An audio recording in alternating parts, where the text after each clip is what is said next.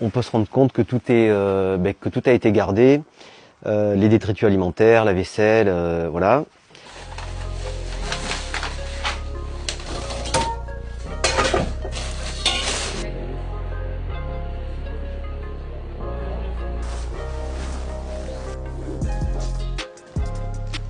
Bon, on va rentrer dans l'appartement. Donc c'est un appartement qui fait environ 45 mètres carrés et qui a été habité pendant des années par une personne atteinte du syndrome de Diogène. Donc c'est un syndrome d'accumulation compulsive. Les personnes ne peuvent plus rien jeter. Alors c'est tout, hein. C'est de la vaisselle, c'est des vêtements, c'est des bouquins, c'est des journaux, c'est aussi tout ce qui est alimentaire. Voilà la cuisine par exemple.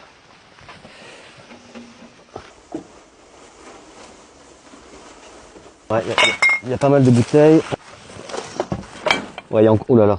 Ouais. Alors, il y a encore des aliments. Donc là, je vais peut-être pas trop le laisser ouvert longtemps. Il a été débranché d'électricité, donc voilà, il y a des odeurs qui apparaissent. Il va falloir remédier à tout ça, quoi.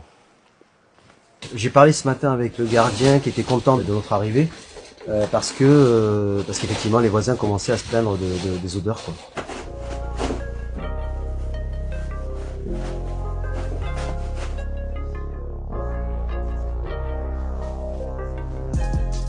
Donc là ici on doit tout vider, mais parfois quand la personne revient dans l'appartement, on doit conserver le mobilier. Donc on doit vraiment enlever le surplus, les détritus alimentaires notamment. C'est parfois très long, hein, mais c'est important que ce soit pas non plus hyper clean pour pas qu'il y ait un choc psychologique trop important quand la personne va revenir dans les lieux, quoi. Voilà. On a tout aéré. Ça c'est un point commun aussi, c'est que il y a un isolement social, mais il y a aussi un isolement physique. Les fenêtres sont souvent totalement fermées.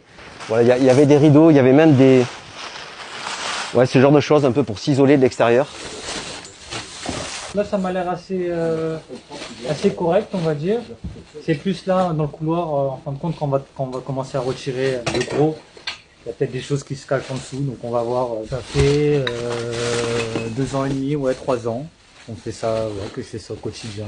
C'est un métier que j'apprécie particulièrement. C'est vrai qu'il y a certaines fois où c'est un peu compliqué, surtout au niveau des odeurs, au niveau du visu, etc. Moi, je préfère en tout cas travailler ici avec les gars que d'être derrière un bureau toute la journée. Et puis aussi aider les gens aussi à retrouver une vie normale, on va dire, une fois que tout sera débarrassé.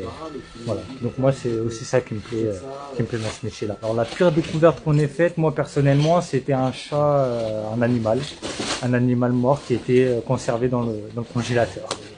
Voilà, donc ça a fait un petit choc,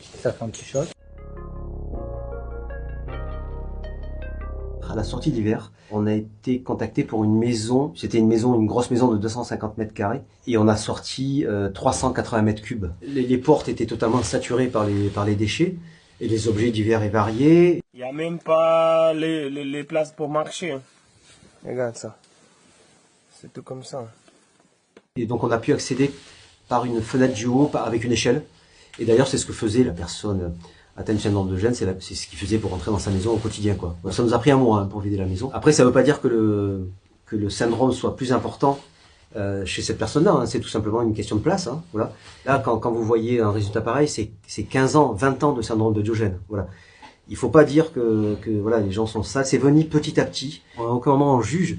On est là vraiment pour les aider, faire en sorte à ce que ils retrouvent un environnement qui soit plus sain et qui peut-être peut les aider à repartir sur un nouveau cycle de vie.